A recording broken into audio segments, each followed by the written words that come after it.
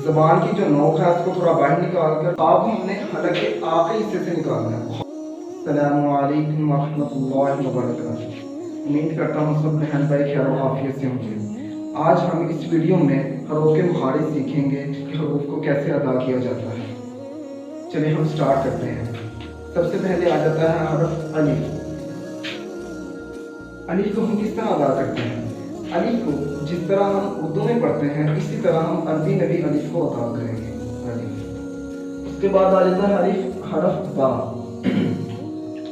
जिस तरह हम बा पढ़ते हैं, बा को कुछ लोग बे पढ़ जाते हैं, कुछ बच्चे गलती करते हैं कि बा को बे पढ़ जाते हैं, लेकिन ये हरफ गलत हो जाएगा, लफ्ज़ हमारा गलत हो जाएगा। हमने इसको बे नहीं पढ़ना, हमने इसको बा ही पढ़ना है, बा। उसके बाद आ जाता है ता। यहाँ भी बच्चे गलती करते हैं कि ता को ता नहीं पढ़ते बल्कि ते पढ़ देते हैं, तो हमने इस चीज़ का ख्याल रखना है कि ये ते नहीं है, ये ता है। उसके बाद आ जाता है सा। कुछ बच्चे यहाँ गलतियाँ करते हैं कि सा को सीटी के बाद में पढ़ते हैं, लेकिन हमने इसको इस तरह नहीं पढ़ना, ये लफ्ज़ हमारा गलत हो जाएगा। हमने इसको किस तरह अदा करना है? ज़बान की जो नोक है उसको थोड़ा बाहर निकाल कर ऊपर और नीचे वाले दांतों को मिलाकर इस तरह, जिस तरह मैंने बनाई है ना, ऊपर और नीचे वाले दांतों को मिलाकर ज़बान की नोक को बाहर निकाल कर इस तरह हम करेंगे सा। ठीक है, दोबारा मैं फिर रिपीट कर देता हूँ कि हमने ज़बान की नोक को थोड़ा बाहर निकाल कर ऊपर और नीचे वाले दांतों को सा लगाकर फिर हम सा को अदा करेंगे सा। उसके बाद आ जाता है जीम। जीम को हमने थोड़ा खींच कर पढ़ना है, जीम। उसके बाद आ जाता है हा।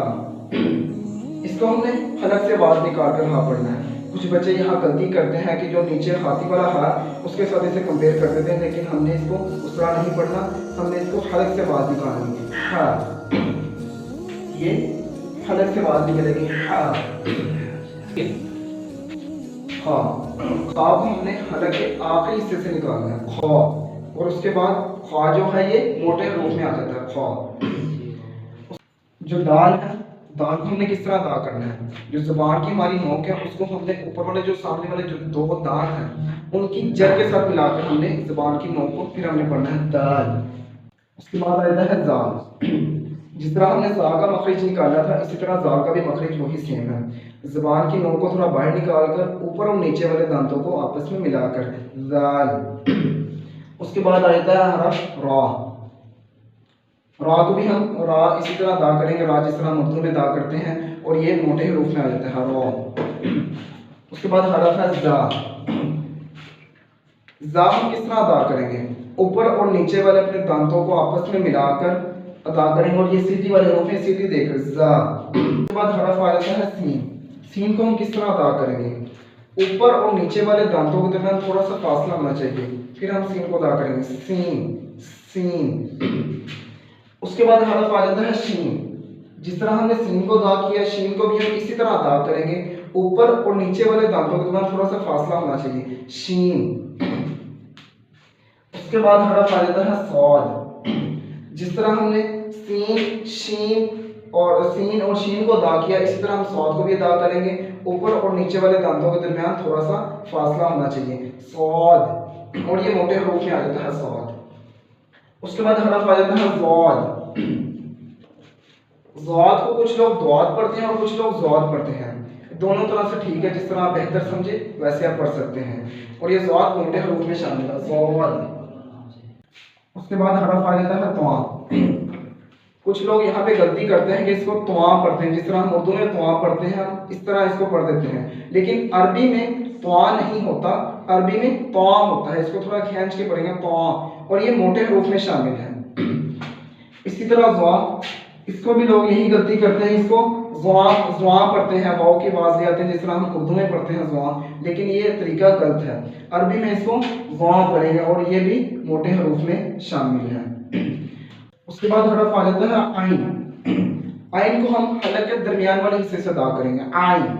ठीक है, हलक के दरमियान वाले हिस्से से आइन। उसके बाद हरफ आ जाता है गौइन। गौइन को हम इसी तरह पढ़ेंगे और ये मोटे हरूफ में शामिल है, गौइन। उसके बाद आ जाता है फा।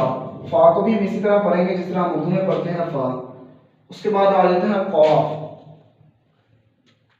यहाँ पर कुछ बच्चे गलती करते हैं, इस कॉफ और इस काफ में डिफरेंस पैदा नहीं करते, कॉफ और काफ को एक ही तरीके से पढ़ देते हैं, जो कि तरीका गलत है।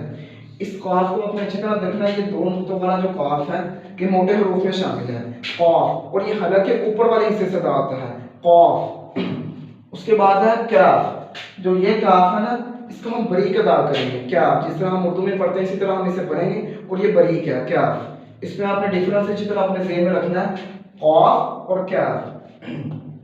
उसके बाद हरफ आ जाता है लाम। लाम को भी हम इसी तरह पढ़ेंगे जिस तरह हम उर्दू में पढ़ते हैं, लाम। उसके बाद हरफ आ जाता है मीम। मीम को भी हम इसी तरह पढ़ेंगे जिस तरह हम उर्दू में पढ़ते हैं, मीम। बाद हरफ आ जाता है नून, जिस तरह हम उर्दू में पढ़ते हैं नून, इसी तरह हम अरबी में भी ऐसे ही पढ़ेंगे, नून। उसके बाद हरफ है वाव। वाव को भी जिस तरह हम उर्दू में पढ़ते हैं इसी तरह पढ़ेंगे, वाव। उसके बाद हरफ आ जाता है हा। हा को हम सीने से आवाज निकालेंगे, हा की, हा। कुछ बच्चे इस हा और इस हा में डिफरेंस पैदा नहीं करते, इसको एक ही पढ़ देते हैं, हा, जो कि गलत है। ये हा हलक से आवाज निकलती है, हलक के दरमियान से हा, और ये हाथी वाला हा जो है ये सीने से आवाज निकलेगी, हा। उसके बाद आ जाता है हरफ हमजा। हमजा को भी इसी तरह ही पढ़ेंगे, हमजा। उसके बाद हरफ आ जाता है या। उर्दू में इसे बच्चे पढ़ते हैं छोटी है, तो अरबी में हम इसे छोटी है नहीं पढ़ेंगे, गलत होगा, अरबी में इसे या ही पढ़ेंगे। उसके बाद ये वाला या, इससे भी उर्दू में पढ़ा जाता है बड़ी है, और इससे बड़िए पढ़ेंगे तो गलत हो जाएगा, अरबी में हम इसे या ही पढ़ेंगे।